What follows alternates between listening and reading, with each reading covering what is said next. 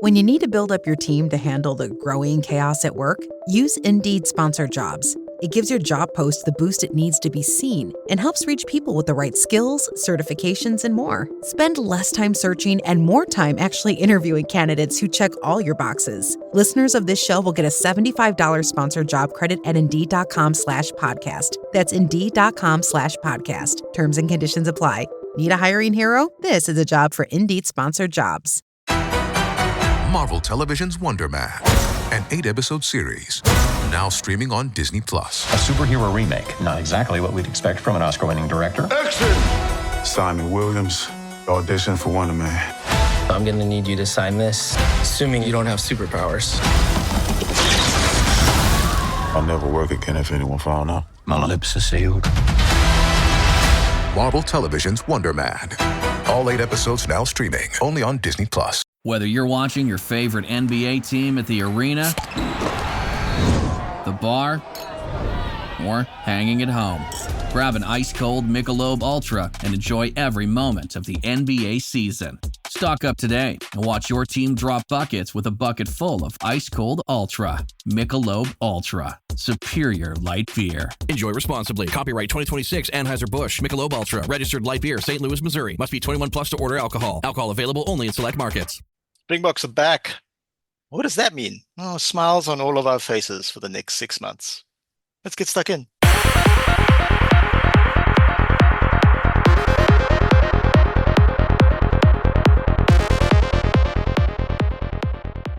Welcome back to Bit of an Animal, the South African Rugby Union podcast here on the Global Gainline's YouTube channel. I'm joined by Bryce this evening. And Bryce, we're going to get right stuck in because the Springboks are taking on the Barbarians in Gqeberha. 2-match series. There will be a curtain raiser between the Springbok A team or SA team and Zimbabwe. But let's start with the main course. It's Rassie versus Scott Razor Spinner Rooney Robertson. I'll bring the team up in a second. Cool. How's it, guys? So these games are always so hard to pinpoint what do you get out of it. But I think Rassie did say, I don't know if it was in one interview in the World Cup when they're playing against Tonga. I remember it was either Rassie or Jacques, and they said, in this game you can't necessarily play to get into the Springboks, but if you play badly, you can be dropped out of the Springboks. And I think this is exactly one of those games here. So it's quite obviously the obvious change that stands out is obviously Kieran Horn at 10.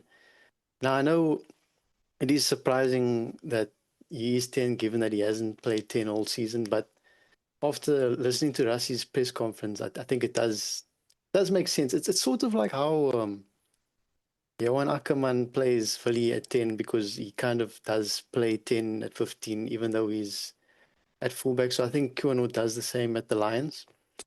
And there's also the other one that really stands out to me is Riley Norton, which I think he might be the next Etzebeth, because he's like 20 years old. He's still playing under 20s, and he's already starting in a senior Springbok team. So I'm really excited to see if he does get more game time. I think Etzebeth, Lewitt, and Mostert are, I think, around 36, 37, 38, around that age. So when it comes to 2027, so we're going to have a fresh new group of locks coming in, along with, we don't know what Snyman's injury report's going to be like going into the next few years. So it's going to be interesting to see that. I don't know how this Barbarians team is going to play. I mean, how much can you teach a team in like 4 weeks or 3 weeks, however many weeks Razors had this team? So I'm excited to see how these guys gel, particularly the under 20, because I feel if the under 20s gel well with the senior guys, it's a big testament to the alignment structures between Rassie and Kevin Foot. I mean, if for example Vusi comes on and they immediately start cooking, then that's like the greatest achievement, I think, because that means the pipeline is basically complete. Yeah, it's very encouraging to see how the SA schools and the Junior Springboks and the Springbok senior team are um, aligned in such an effective manner these days. We've always had good teams and good players and individuals throughout those three structures, but if we're going to have sustained success, and especially considering how many players we lose, the URC teams lose to overseas teams in Japan, France, even England. Um, it would be to our benefit. For the sake of the audio listeners, it's Ox and Chair starting at Lucid Prop, Andre Hugo Venter at hooker, Carlos Sadi, Bordeaux, former Stormer, former Lion, former Shark, Riley Norton, as Bryce mentioned, at number 4 lock. Riley Norton, who I saw um, at Wynberg Boys Eye, and then Rondebosch Boys Eye, Wynberg Boys Eye, and Paul Roos more recently. Not the tallest guy, but like quite big. Senior Franco Master next to him, Captain Sia Kolisi at 6, Peter Steph du Toit at 7, Jasper Visser at 3. So that's actually technically our first choice loose forward trio. Grant Williams is back after a long layoff with a neck injury. And then, as Bryce mentioned, Corn Horn, generally a fullback for the Lions, starting at fly off. Edolf van der Merwe on the wing, a settled center trio of Andre Estes and Jesse Kriel at center. Jason Colby on the other wing, and Apelele Fassi. Apelele Fassi, who will be running out for the Sharks next season in URC and EPCR, but will also take a sabbatical mid-season. So they'll lose him for most of next season, or at least the second half of next season. There's a bit of confusion there when people take sabbaticals to go play in Japan and then they come back, and if their team that they took a sabbatical from is in the URC or EPCR playoffs, if they're allowed to play for that team, because of you can't just fall back into the playoffs. You have to play a certain amount of games in the regular season. So we'll cross that bridge when we get there. Interestingly, it's an all Stormers hooker trio. I mean, a combo of with JJ Kotza on the bench. JJ Kotza sort of in the fringes of the other team. And Chunu, revelation of a season, earns his spot there as backup Lucid prop on the bench. Zach Porthen, massive surprise last season, but as Rasi said, like the structures why Zach Porthen got fast track, because you don't really see a Lucid, sorry, a tighted prop get fast track that many that quickly. Lots talked about oh, there's no lock on the bench, but online, but Ben Jason Dixon can do a job at lock, generally a blindside flank. Paul de Villiers, just a reminder, this game and the game against Zimbabwe, you do not get capped. You do not get a Springbok cap for either. This is just exposure to the Springbok team. However, we'll get to the SAA game later. This South African A game, that does lock players into being in the South African structure for quite some time. So if somebody wanted to then play for another team, unless they had a grandparent or something, if they had a grandparent or some sort of familial connection, they would have to wait 3 years and not play for the Springboks for 3 years. But if they didn't have a grandparent, say for Scotland, which lots of players are running out for Scotland these days, although to be fair, like lots of New Zealand players are running out for Ireland these days as well in the Ireland cap. Shout out to Jansen. They would have to wait 5 years. So in a sense, the SA game or South African A game sort of locks our structures in, so we don't just constantly lose players to other national teams. I digress. Evan Ross on the bench. Lots of people saying rumors that he doesn't get along or whatever, or Rasi thinks he's this and that. I have still not heard anything substantial to that other than just conjecture. Nice to see Faf de Klerk back on the bench. Lots of interviews this week. Faf de Klerk was in front of media a lot this week, and he seemed very positive about being back in South Africa and playing for the Cheetahs going forward. Yeah, awesome. And obviously, like Vusi Moyo, like superstar player, extreme potential there. On the Razor Robertson Barbarians team, a lot of interesting faces. We won't go through all of them, but TJ Perenara as captain, interesting. Uh, Callaway on the wing. Oh, Warwick Galant, that's the big talking point this week. Warwick Galant, who we didn't actually mention this on any of the coverage we had of the URC semi-final where the Stormers fell short to Leinster. Roberton actually had a very good cameo in that game, coming off the bench and playing well. So yes, he had an up and down season, and he got some valid criticism and some sort of overblown criticism, as one does when you're in the public spotlight. But yeah, good for him. Ollie Kibble, lots of articles this week saying that the Barbarians team is very Stormers-esque. Ollie Kibble, who played for Scotland at one point as well. So yeah, Bryce, players that stand out for you from Scott Razor Robertson's team. Oh, Alex Nankivell of Munster fame. That whole backline is world class. I mean, Piranara and Albanos. I mean, you put that backline, you put those halfback pairings for Australia or anything, they upgrade that team.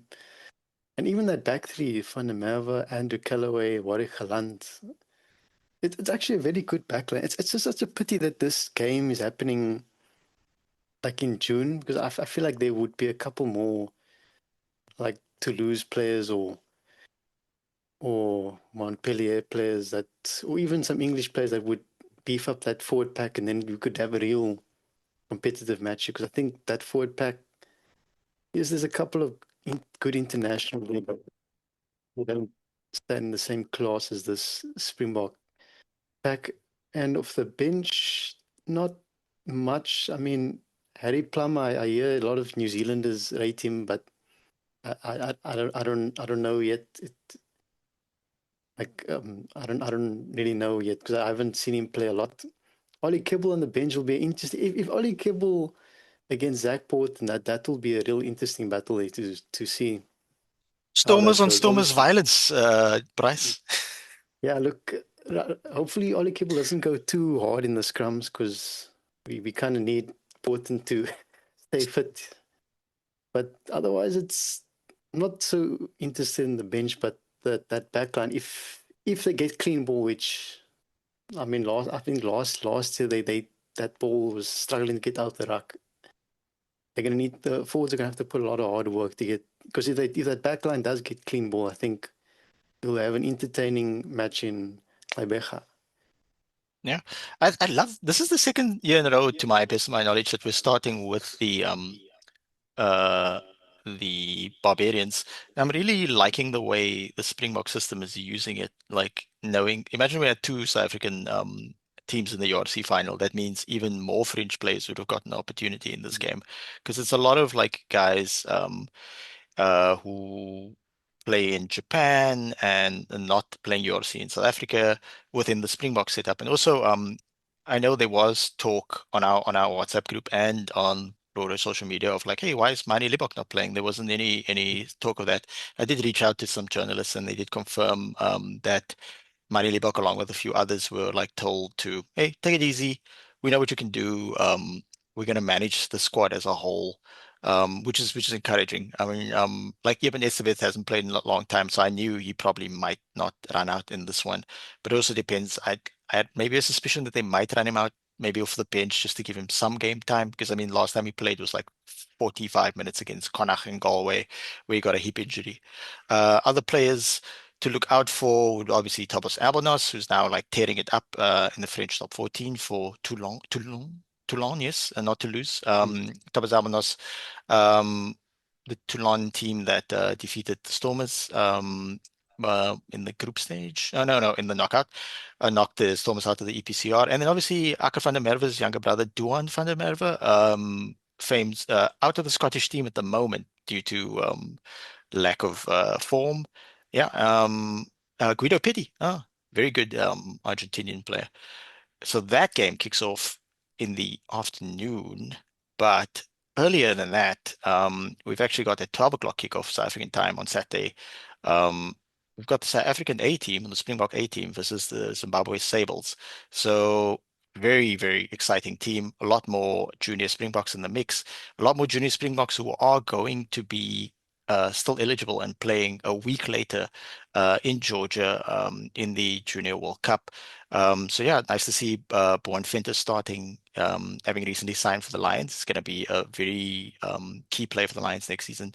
Neerling Verscheer on the fringes of the Springbok team gets a cap here and there. Vincent Chituka Sharks player start generally more of a blind side flanker, starting at 4 lock, captaining the team.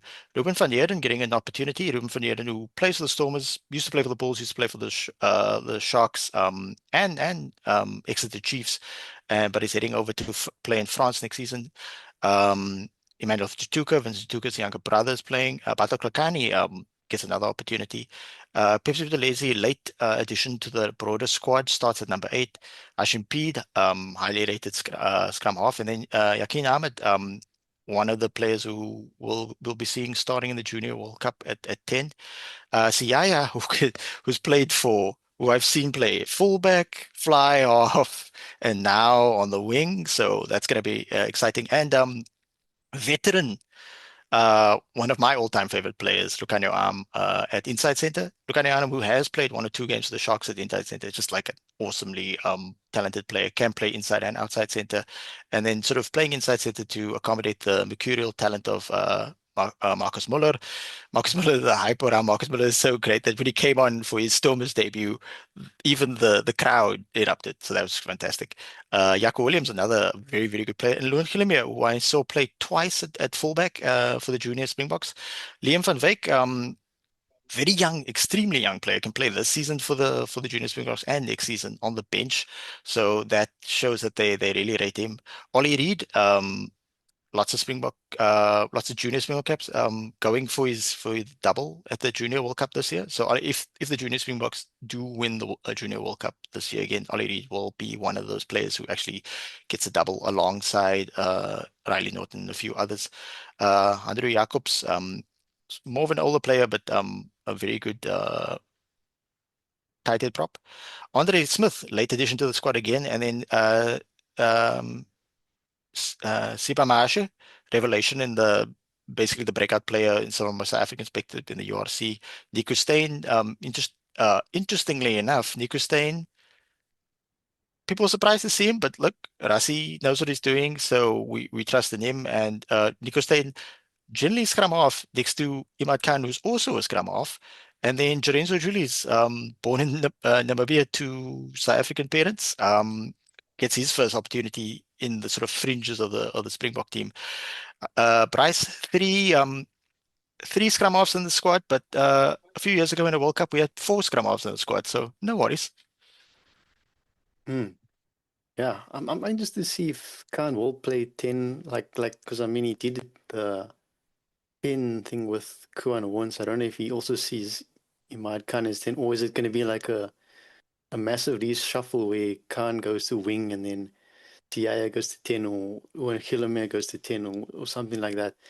But in terms of that backline, it something tells me that looks almost identical to what the backline is going to be for the Junior World Cup. Obviously, no, Pete's not going to be there.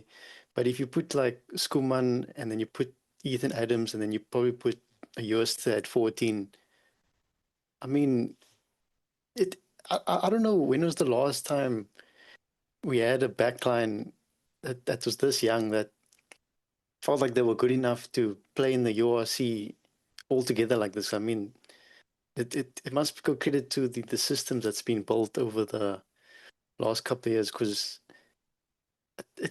I don't know when we ever had a team that felt like they were ready for senior rugby, like at 18 years old and 19 years old, probably 2012 or something. But I'm really encouraged. Obviously, Lucanio, I'm leading the pack. I'm fascinated why is actually there.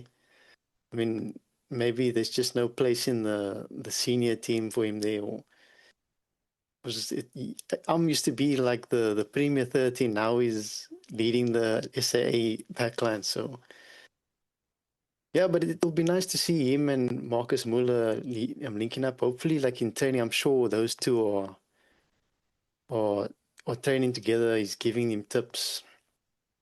But yeah, it'll be nice to see like this seasoned forward pack mixed with this young backline. It's Zimbabwe, but I hope that Zimbabwe does have a good squad. I did check. I did ask a couple of people, and they said the Zimbabwe team is quite strong. relative to like previous Zimbabwe teams. So hopefully this is not like there is a bit of resistance here, because one thing about these junior box, after watching them in the warm-ups and the championship, if they get quick, clean ball, they can tear any opposition apart. So I'm really excited to see how this backline functions with this forward pack. Imagine buying your kid a toy only to find the batteries aren't included, or buying furniture but missing the tools to build it. Frustrating, right? Now imagine the exact same feeling, but you're paying way more. That is what buying business software usually feels like: fragmented, disconnected, and incredibly expensive. Odoo completely changes that. Odoo is a complete, fully integrated business suite where all your apps actually talk to each other. We're talking automated lead routing for your sales team, seamless AI integration, and intuitive point-and-click website builder. It's everything your business needs to scale, saving you time, headaches, and money. Stop piecing your software together. Go to odoo.com. That's odoo.com to learn more. Yeah, the more senior players that are sort of on the fringes of the Springbok team, and it's interesting to see Lukhanyo I'm still in the mix, because he was in blisteringly hard form for the Springboks and the Sharks. Then he went on a sabbatical to Japan, came back, wasn't necessarily the same player, seemed a yard short, was still in the Springbok mix. Then sort of slowly regressed from a Sharks perspective. So I mean, at his age, at 32, got a few injuries here and there. So I'm glad to still see him in the mix, but I haven't. Which what's also interesting is that Stick, the coach for the Springbok A team here, said that certain players played a significant amount of rugby in Japan. I don't follow the Japanese league that closely, so um, I thought that his time with the Springboks had gone. I mean, time. They always say in MMA, father time is undefeated, but the fact that he's still in the mix means that they must have seen him either sort of rebuild himself, or play in a different way, and maybe not take as much physical damage throughout his season. But besides him, and like, he's the most prominent Springbok in the whole team. Everybody else is sort of kind of moving back into the team, like younger players like Boan Venter has never quite been as established. Springbok was more on the fringes, and gotten games, fits and starts. But that's also very difficult to measure, because we rotate in such an aggressive manner whilst still winning. And then for Share, very similar to Boan Venter, in and out the team. Maybe got a little less game time. And then Pepsi Buthelezi has had opportunities here and there, and then sort of not been picked here and there, and that type of thing. And then, unlike, say, Apolele Fasi, who was picked initially for a period on the wing at the Springboks, and then spent 2 years outside of the Springbok system, maybe in a camp here and there, but certainly not getting any game time, and then now become a key player when fit. Only problem is he's not often fit. So yeah, and then it's just like fringe players throughout, and players that we like. But Tutuka only played last season against the Barbarians for the Springboks, so he's still not capped per se. And obviously, Emmanuel Tutuka is being rewarded for having a fantastic season. Interestingly enough, though, Pepsi Buthelezi really shone this season for the Sharks at open side flank, but he's being picked at number 8, which is his original position that he sort of broke into the limelight on. Pepsi Buthelezi, also another former Springbok captain. So let's look at the South African fixtures for this season. So it's 1, 2, 3, 4, 5, 6, 7, 8, 9, 10, 11, 12, 13. So there's 13 fixtures. 12 of them are actual test matches. This Barbarians game is not deemed a test match, so you do not get, and it kicks off at 3 o'clock, the main game that is. There will be a 14th fixture, because the first 3 games against England, Scotland, and Wales, the Nations Championship, that's the Nations Championship, and then at the end, there are also another 3 Nation Champions games, but there will be additional 14th Nation Champions game at the bottom. So the Springboks will effectively play the 14 games like last season, as well as 13 of them will be deemed as actual test matches where you can gain a test cap. So Barbarians, England, Scotland, Wales. Then we move to just some test matches against Argentina, Just no particular tournament, just a once-off test match against Argentina in Buenos Aires. Then we go to the main course of 4 games in the Rugby's Greatest Rivalry series. These will be 4 test matches, but there will be sort of dirt tracker games in between, sort of midweek games and games, on weekends when there aren't test matches scheduled. So it's Johannesburg, Cape Town, Johannesburg again, the Gilead. And then we've got a game against like the Argentina game, a once-off game against Australia in Perth, where the next World Cup will be. So that's worth having. We've got a game, bit of a breaking in, and then in the November time period of test matches, we'll have Nations Championship again, Italy, France, Ireland, and then a potential opponent in the Nations Championship after that. Bryce, this is an exciting season. Like, there is no rest for us, and then in between all of this, there's Currie Cup. So, your thoughts? It's a much harder season than last season. I think without the Georgia and the 2 Italian and the Japan game we had last season, where we could maybe rotate a bit.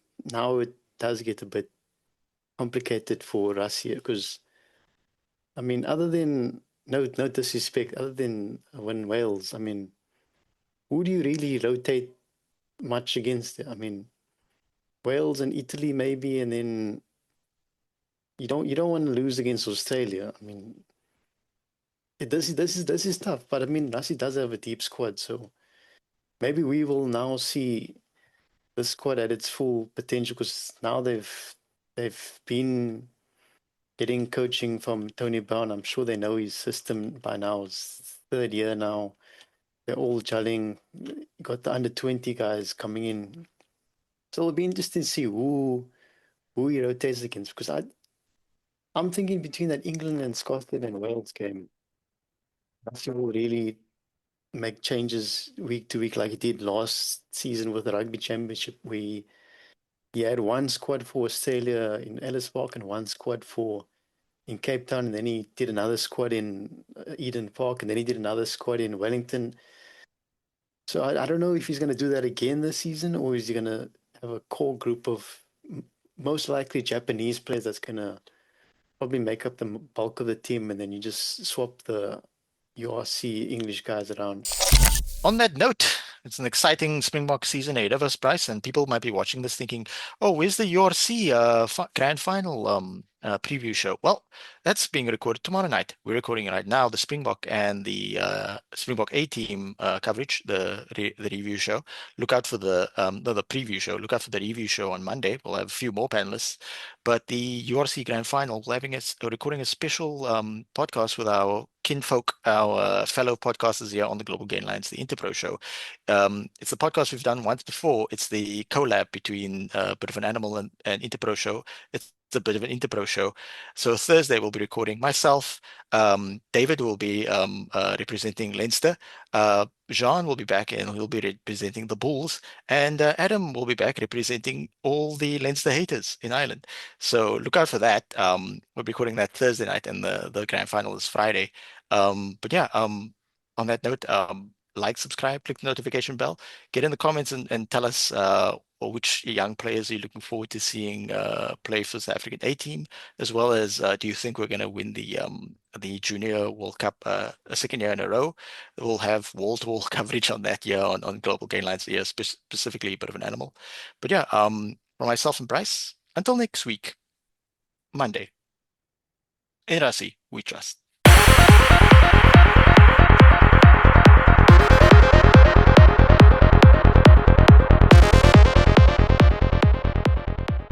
Tires matter. They're the only part of your vehicle that touches the road. Tread confidently with new tires from Tire Rack. Whether you're looking for expert recommendations or know exactly what you want, Tire Rack makes it easy. Fast, free shipping, free road hazard protection, convenient installation options, and the best selection of Pirelli tires. Go to TireRack.com to see their Pirelli test results, tire ratings, and reviews, and be sure to check out all the special offers. TireRack.com, the way tire buying should be. Ryan Reynolds here from Mint Mobile. I don't know if you knew this, but anyone can get the same premium wireless for $15 a month plan that I've been enjoying. It's not just for celebrities. So do like I did and have one of your assistants switch you to Mint Mobile today. I'm told it's super easy to do at mintmobile.com/switch. Upfront payment of $45 for 3-month plan, equivalent to $15 per month required. Intro rate first 3 months only, then full price plan options available. Taxes and fees extra. See full terms at mintmobile.com.